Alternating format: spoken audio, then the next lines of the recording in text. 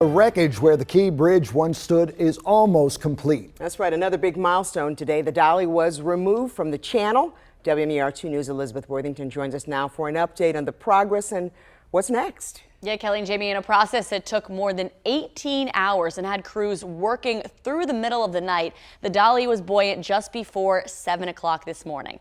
Then she was on the move. Almost 2 months after the crew of the Dali tried to sail out of the Port of Baltimore, they went back the way they came. A short 2.5-mile journey, this time assisted by tugs, only moving at a speed of 1 mile an hour.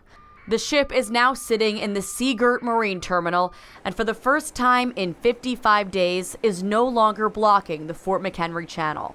When it first happened, everybody was saying it would be months and months, 6 to 9 months to make this happen, but it just shows, what you can do with the unity of effort, federal, state, locals all working together. We were all focusing on the Dali, watching the Dali be refloated, and then you turn back and you look at the spans that were sitting in the water that are no longer there. The Dali's not there. The skyline looks completely different, but you can't help but remember that we lost 6 Marylanders there. There's still plenty of wreckage on top of the Dali, even a piece of the roadway. So the Dali will remain at berth here for at least 5 or so weeks while they remove the wreckage that is on front of her and remove some of the damaged containers. Then there'll be kind of a long-term plan to do some temporary repairs to the ship so that the ship can sail out of here safely. A channel that's wide enough for all ships that normally call on the Port of Baltimore should reopen by Tuesday, but there will still be restrictions. The channel will be limited to one-way traffic. Normal activity is expected to fully resume by next week. And this weekend, cruises are departing from the port for the first time since the collapse. But the biggest challenge ahead for the Maryland Port Administration is getting all of its business back. But there's still months, if not years, for us to be able to recapture all of that and recalibrate the supply chain.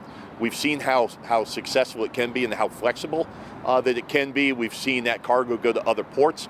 But as we've told them from the beginning, we want our cargo back. We want to get the men and women back on the docks. We want to get the businesses back up and in operation. So to see this. The head of the Port Administration says so far none of those shipping companies have said that they don't plan to return, so he is feeling confident about the future.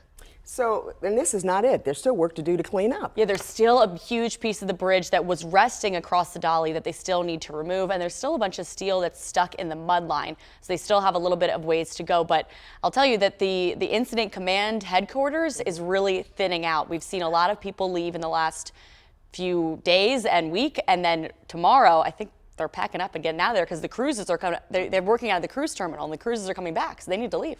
Getting close.